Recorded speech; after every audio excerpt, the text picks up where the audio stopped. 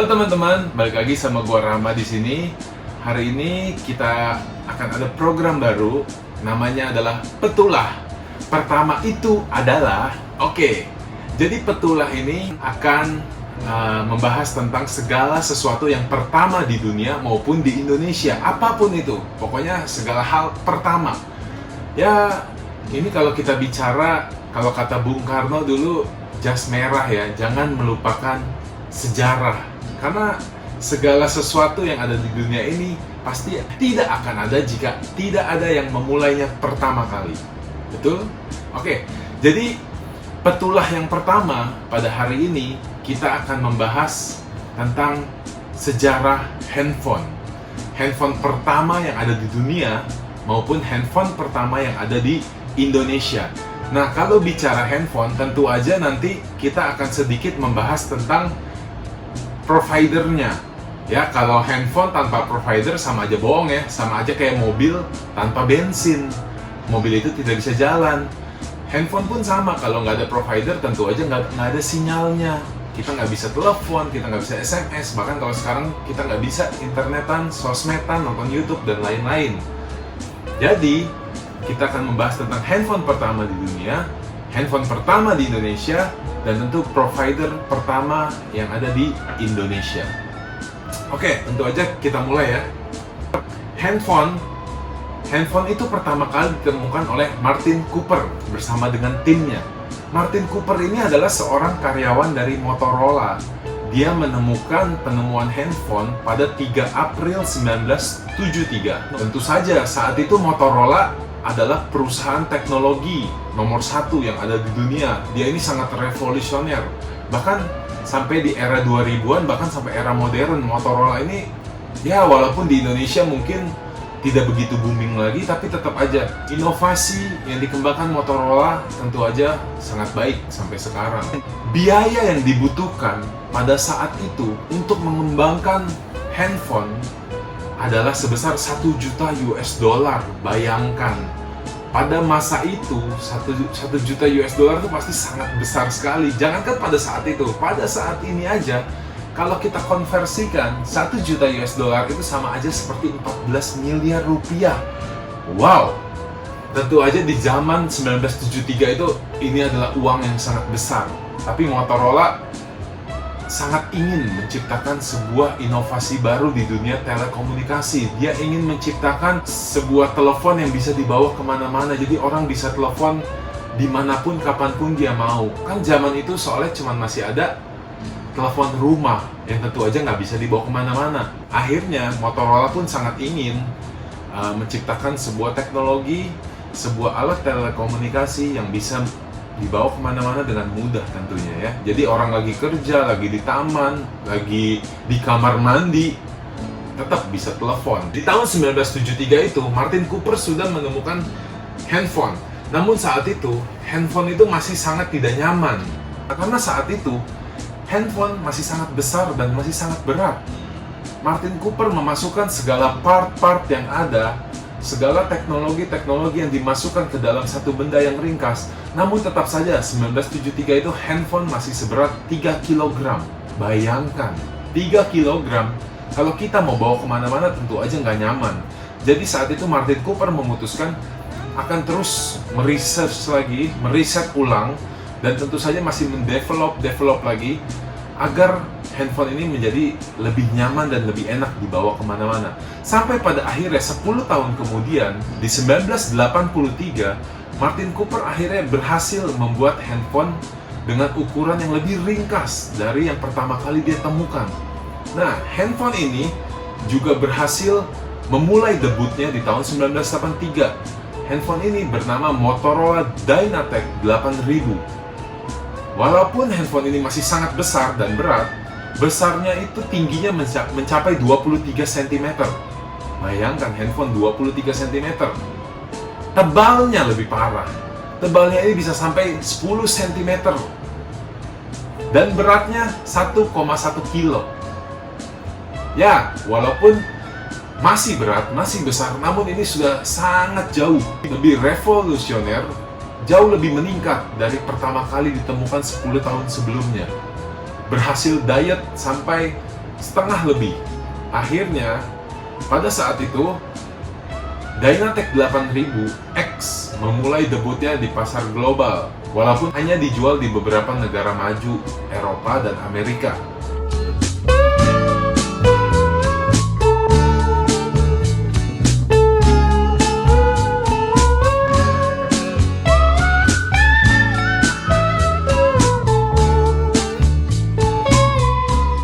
Karena teknologi pengembangan handphone saat itu pun, ya, kalau kita bilang masih belum sangat baik, wajar karena ini adalah handphone pertama. Dan tentu saja saat pertama kali rilis, Dynatec 8000X memiliki harga 3.995 US dollar.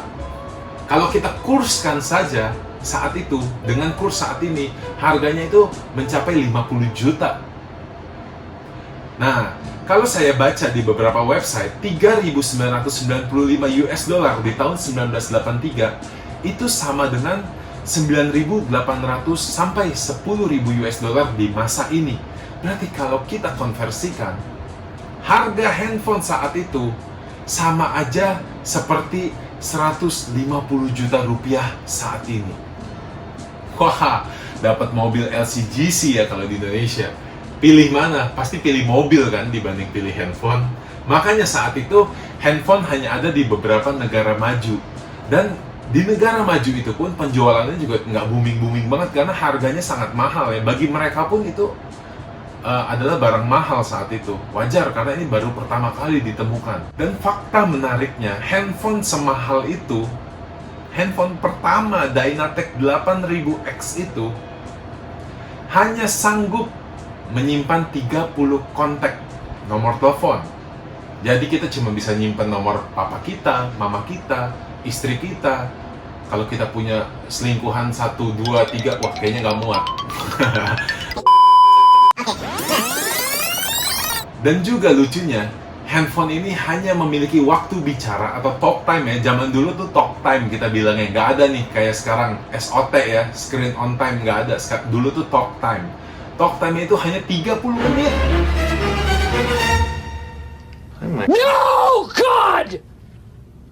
No, God, please, no! Bayangin, jadi kalau handphone itu kita bawa kemana-mana, kita pakai telepon terus-terusan, cuma bisa 30 menit paling lama. Jadi, menurut saya Dynatec 8000X saat itu digunakan hanya untuk emergency. Jadi kalau kita benar-benar ada perlu, kita telepon, baru pakai itu. Mau dikabarin sama orang, ada orang urgent mau ngasih kabar ke kita, itu baru kepake. Nggak bisa tuh Dynatec 8000 itu kita pakai untuk curhat sama teman kita. Nggak mungkin. 30 menit mati, curhatannya baru tengah jalan udah selesai. I still love you. Harus cas lagi. Nah, casnya ini dari kosong sampai penuh membutuhkan waktu 10 jam. Bayangkan, 10 jam ngecas hanya bisa dipakai 30 menit telepon. Jadi benar-benar Dynatec 8000X ini dipakai hanya untuk emergency aja ya. Nggak bisa dipakai yang benar-benar kayak handphone-handphone sekarang. Karena zaman itu teknologi tentu aja masih nggak sehebat sekarang ya. Bayangin aja, ngecas 10 jam hanya kepake 30 menit. Hanya bisa simpen 30 kontak. Tapi ini adalah awal mula penemuan namanya. Jadi kalau kita lihat handphone-handphone sekarang seperti Galaxy Fold, Galaxy Z Flip, dan tentu aja ada Motorola Razr Flip ya. Itu kalau kita lihat teknologinya biasa-biasa aja, tapi kok harganya mahal? Wajar, karena itu adalah penemuan pertama. Handphone lipat, layar lipat pertama ya. Tentu aja ada Huawei ya. Huawei juga udah bikin. Bahkan udah rilis yang pertama itu Huawei. Kalau kita lihat kan harganya sampai 20 juta, 30 juta, tapi fiturnya kalah sama handphone-handphone yang belasan juta. Wajar, karena itu adalah penemuan pertama. Nanti kita akan bahas itu di episode berikutnya. Oke, ketika negara-negara maju di Eropa dan Amerika di tahun 70-an sudah mulai meriset tentang handphone, bagaimana dengan Indonesia? Kalau di Indonesia, itu dimulai di tahun 1984. Oke, waktu itu teknologi yang masuk ke Indonesia adalah NMT, Nordic Mobile Telephone. Nordic Mobile Telephone ini adalah perusahaan buatan dari beberapa negara seperti Swedia, Norwegia, Finland, dan Denmark. NMT ini dibuat tahun 1981, dan tentu saja NMT ini sangat penting peranannya untuk handphone-handphone seperti Nokia atau Mobira saat itu, dan juga Ericsson. Karena kita tahu Nokia berasal dari Finland dan Ericsson berasal dari Sweden. Jadi NMT pasti berhubungan sekali dan ada sangkut pautnya dengan Nokia dan Ericsson. Karena NMT sebagai providernya, Nokia dan Ericsson sebagai mobile phone-nya. Jadi tentu aja ini saling berkesinambungan, saling bersinergi perusahaan-perusahaan ini. Proyek telepon seluler di Indonesia itu dimulai tahun 1984 melalui NMT tadi. Teknologi yang digunakan adalah NMT tadi. Waktu itu di dunia NMT itu udah ada dua jenis, NMT 450 dan NMT 900. NMT 450 ini kalau kita kenal di era modern adalah CDMA. NMT 900 kalau di era modern ini adalah GSM. Ya. Jadi NMT adalah salah satu jaringan paling pertama, kalau kita bilang adalah first G atau 1G ya. Kalau sekarang kan udah 4G, 5G bahkan. Nah, kalau NMT 450 dan 900 ini adalah first generation atau first G ya, 1G. Atau kita bilang pada era itu disebut sebagai single band. Karena setelah ada single band lalu ada dual band. NMT yang masuk ke Indonesia adalah NMT 450 atau CDMA. Kenapa NMT 450 yang masuk ke Indonesia bukan yang NMT 900? Nah, NMT 450 ini lebih baik digunakan di negara-negara yang memiliki daratan yang sangat luas namun penduduknya sedikit. Mungkin seperti New Zealand, mungkin Norway, seperti Sweden, Finland. Ini mungkin negara-negara yang juga cukup luas namun penduduknya tidak banyak. Dan NMT 450 ini sangat baik digunakan negara maritim seperti Indonesia. NMT 450 ini lebih baik ketimbang NMT 900. Dan kebetulan memang NMT 450 ini ditemukan di 1981, sedangkan NMT 900 ini ditemukan beberapa tahun kemudian atau belakangan. Jadi wajar aja kalau NMT 450 yang duluan masuk ke Indonesia. Dan tadi lebih pas karena NMT 450 lebih baik digunakan di negara-negara daratan luas dan negara-negara yang memiliki lautan yang luas seperti Indonesia ini. Di tahun 1984 itu NMT memulai debutnya dan membawa handphone-handphonenya masuk ke Indonesia. Tentu aja kalau kita tahu, tadi ya, NMT itu pasti berhubungan dengan Nokia dan Ericsson. Jadi handphone-handphone yang pertama masuk ke Indonesia tentu saja dari kedua brand ini, yaitu Nokia dan Ericsson. Kalau kita lihat, pada saat itu Nokia membawa handphonenya yang bernama Nokia Mobira Cityman CD60. Bahkan, kalau kita searching di e-commerce saat ini, itu masih ada yang jual loh. Harganya juga nggak main-main. Harganya tuh bisa sampai 4-5 juta, bahkan sampai puluhan juta pun ada kalau kondisinya masih sangat bagus. Ya, zaman sekarang barang-barang langka, barang-barang zaman dulu, barang-barang kuno, barang-barang klasik jauh lebih mahal dari barang-barang modern. Dan Ericsson pun membawa Ericsson NMT NH72 dan tentu saja membawa Hotline 900-nya. Nah, ini adalah handphone-handphone awal yang masuk ke Indonesia pada zaman itu. Namun, mungkin ini tidak terekspos sama media atau berita-berita. Karena apa? Karena pada saat zaman itu, ya handphone ini sangat sedikit digunakan oleh orang di Indonesia. Karena yang pertama, teknologi baru, tentu saja harganya sangat mahal. Tahu nggak teman-teman, handphone saat itu harganya berapa? 10 juta rupiah di zaman itu ya, bukan di zaman sekarang. Kalau zaman sekarang 10 juta, oke, nggak terlalu besar. Tapi di zaman itu 10 juta sangat amat besar. 10 juta di zaman itu kita sudah bisa dapat rumah. Bahkan di Jakarta, di beberapa daerah Jakarta, rumah itu harganya masih belasan juta zaman itu. Handphone harganya 10 juta. Jadi pilih mana? Pilih rumah atau pilih handphone? Selain harganya, handphone di zaman itu kan gunanya masih hanya telepon, belum ada tuh SMS, WhatsApp, internet itu belum ada. Jadi handphone saat itu gunanya hanya untuk telepon. 10 juta, lebih baik kita saat itu telepon pakai telepon rumah, telepon umum, pakai wartel, atau bahkan pakai pager mungkin di zaman itu. Jadi handphone ini masih nggak terlalu dilirik sama orang-orang zaman itu. Dan handphone waktu itu ukurannya masih sangat besar. Beratnya itu 500 gram ke atas, atau setengah kilo. Jadi handphone di 1984 sampai 1990, handphone yang masuk ke Indonesia itu memiliki bobot dan ukuran yang sangat besar, setengah kilo sampai 1 kilo. Tahu sendiri orang Indonesia mana mau bawa barang-barang sebesar itu kan, dan apalagi mahal, jadi nggak akan laku saat itu.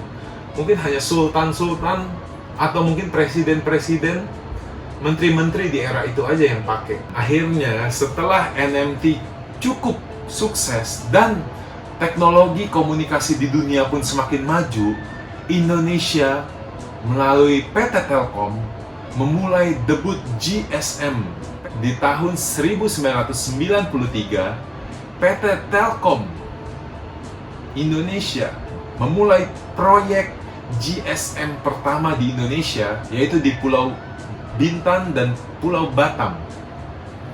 Nah, jadi yang memulai proyek percontohan adalah PT Telkom di Indonesia, GSM ya, first G. Namun, operator seluler pertama resmi di Indonesia adalah Indosat. Tentu saja saat itu melalui PT Satelindo Palapa Indonesia atau Satelindo ya, atau kita kenal dengan Indosat saat ini.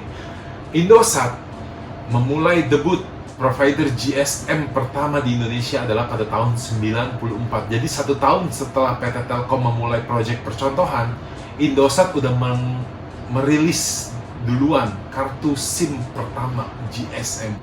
Kapan PT Telkom meluncurkan kartu SIM pertamanya? Yaitu 1 tahun setelah Indosat merilis kartu SIM pertamanya, yaitu di tahun 95, atau 2 tahun setelah proyek percontohan di Pulau Batam itu dimulai. Ya, jadi di tahun 95 Indonesia sudah memiliki 2 operator seluler, dan tentu saja ini milik negara atau milik Indonesia. Dan disinilah baru era handphone mencapai titik terbaiknya, karena orang sudah mulai melirik untuk membeli handphone, untuk memiliki handphone. Karena handphone di zaman itu, di zaman tahun 93 sampai 99 atau sampai 2000 awal, handphone sudah jauh lebih revolusioner. Bentuknya lebih ringkas, beratnya lebih ringan, dan tentu saja lebih aman karena menggunakan kartu SIM tadi ya. Karena kartu SIM ini kan digunakan oleh 1 orang. Jadi 1 orang 1 SIM. Dan handphone di zaman itu harganya pun sudah jauh lebih murah. Walaupun nggak murah-murah banget di zaman itu ya. Handphone zaman itu harganya masih di angka 5 juta, 6 juta, 7 juta. Namun sudah jauh lebih baik lah di zaman itu. Makanya akhirnya di zaman itu pun handphone dari brand Nokia dan brand Ericsson jauh lebih banyak masuk ke Indonesia.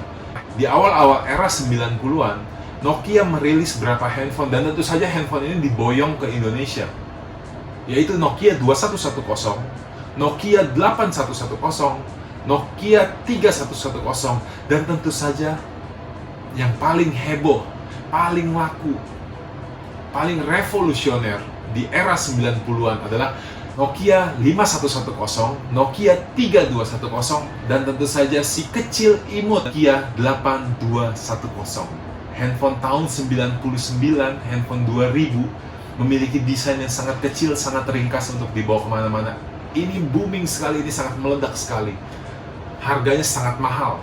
Pertama kali rilis, harganya adalah 6 juta rupiah di tahun 99, 2000 awal. Tentu saja selain Nokia tadi, Nokia 2110, Nokia 8110, Nokia 3110, ini pada zaman itu ya gunanya hanya masih untuk telepon. Nah, kenapa akhirnya ada Nokia 5110 dan 3210 yang sangat booming? Karena zaman itu sudah mulai ada fitur short message service. Bahkan sampai ada fitur game. Yang paling booming dari Nokia adalah game Snake. Itu muncul di Nokia 3210. Makanya zaman itu handphone sudah mulai beralih fungsi. Yang tadinya hanya untuk telepon, akhirnya handphone bisa digunakan untuk mengirim pesan singkat. Bahkan sampai pada akhirnya handphone memiliki fitur untuk bermain game. Ini sangat revolusioner di tahun 90-an. Makanya Nokia 3210 sangat booming di Indonesia. Namun tentu saja Nokia tidak sendiri. Pada zaman itu, Ericsson pun tidak mau kalah. Karena Ericsson dan Nokia adalah salah satu handphone pertama yang masuk ke Indonesia. Sehingga Ericsson di zaman itu pun tidak ingin ketinggalan oleh rekan satu rumpunnya. Akhirnya Ericsson membawa beberapa modelnya ke Indonesia. Ericsson GH318, GS18, dan lain-lain tentu saja dibawa. Namun saat itu tentu saja Nokia yang menjadi market leader di pasar Indonesia. Oke, jadi teman-teman, video pertama Petulah hari ini membahas tentang handphone. Kita udah tahu, handphone pertama di dunia, handphone pertama yang masuk ke Indonesia, tadi kita sudah tahu juga. Kita sudah tahu operator seluler pertama di Indonesia. Nah, teman-teman, kalau teman-teman suka sama video seperti ini, tentang Petulah ini, kita akan terus bikin video-video petulah-petulah lainnya. Karena kita akan belajar banyak dari Petulah ini. Kita akan tahu hal-hal apa aja pertama yang ada di dunia. Nah, teman-teman, jangan lupa subscribe, like, share, and comment. Dan kasih tahu, kalian mau tahu tentang apa lagi yang pertama di dunia. Komen di bawah. Ya, kita bertemu di video berikutnya ya teman-teman. Sampai jumpa. Bye-bye.